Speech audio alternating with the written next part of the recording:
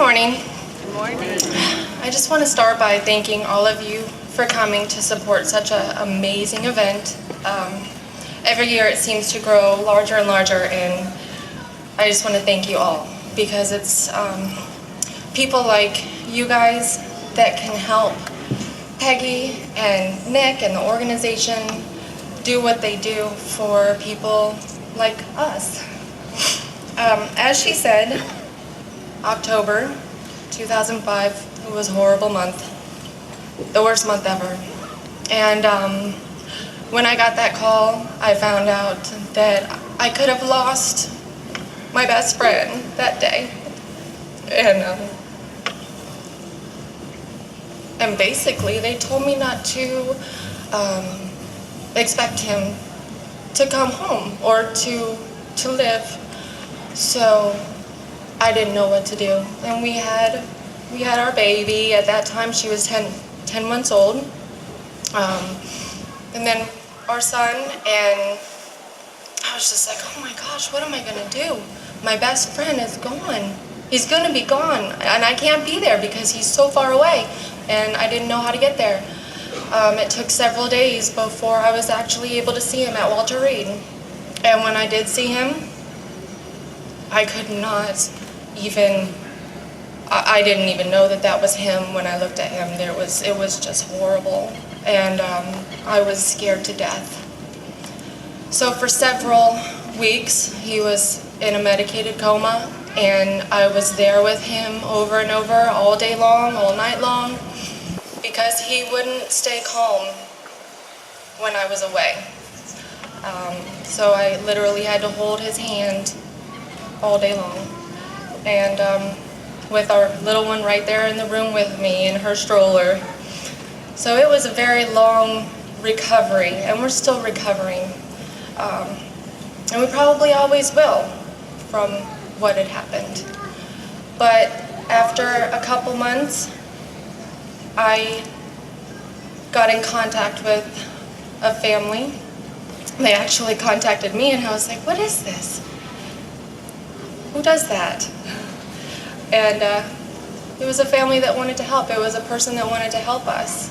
And I didn't know what to do or who to talk to because my family didn't understand and my friends didn't understand, and I pretty much distanced myself from everybody because nobody understood what I was going through. And no matter what they tried to tell me, he's gonna be fine, don't worry about it. Well, you know what, you're not there, you don't see him, you don't know what's going on, and even if he does come back, they're telling me he's not gonna be able to function or you know, anything. They can't give me any answers. So don't expect him to come back to life, don't expect him to live. And that's all I heard over and over again. And so at that point, you start wondering, okay, what am I gonna do? I have nobody else, but I have him, so that's what I focused on. However, I finally gave this person a call, or maybe he called me, I can't remember, because at that point, everything was a blur. It was just one long day. And all I know is that I was able to talk to this person. Come here. On the spot. Come here. Complete stranger. He was a complete stranger to me. And he talked to me.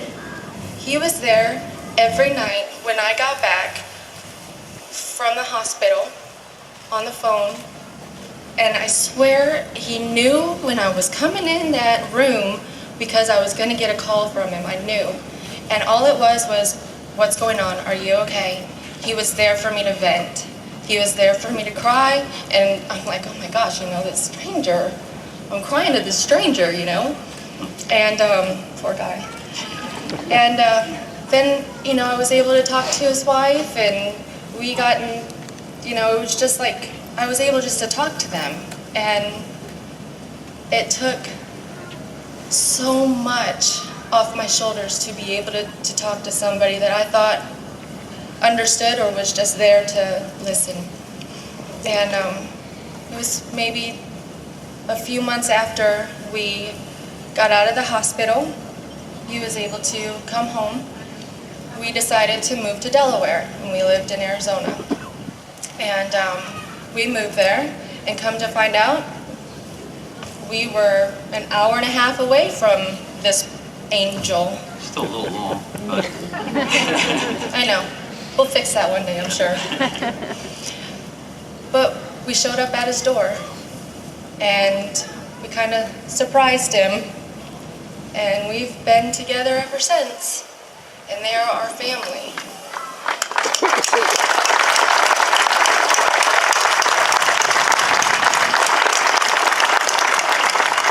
And because of that family, I was able to gain more family. And Miss Peggy and Nick and all of you, you guys have been so supportive, so I hope you know that. But I want you to realize that when you come into this and you receive the help and the care, and it's not just the financial help, and gosh, we needed that at that time because we'd lost everything. I literally, like I said, was just one blurry day, and it lasted for at least 6 months when we were in the hospital. And I forgot everything else at home. I didn't think of anything else but to get him better. And the transitioning, you know, it's really, really hard to try and stay above water. And when you need help and you don't want to ask for help, but somebody says, I can help you,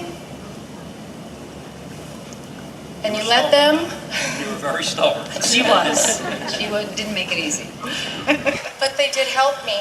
They helped us, and they continue to help us. And it's, like I said, not just financially, but they're our family. If I need anything, if Jason needs anything, if we need anything, all we have to do is call them. And they are there for us, always. And that's just something that, I mean, we've had so many organizations help us, you know, be there. But that's just something that other organizations can't touch on this. They don't understand. You just can't call a phone number and get to who you want to get to, but you can with them. And that right there, that means something. That means a lot, especially to us that goes through this. They are our family, and I really, really hope that you guys will help them with any donations you can, with anything that you can, and spread the word and let them, your friends and everybody else know that this organization is truly there to help the soldiers that come back wounded and their families, and they will be there for them for the rest of their life. Thank you.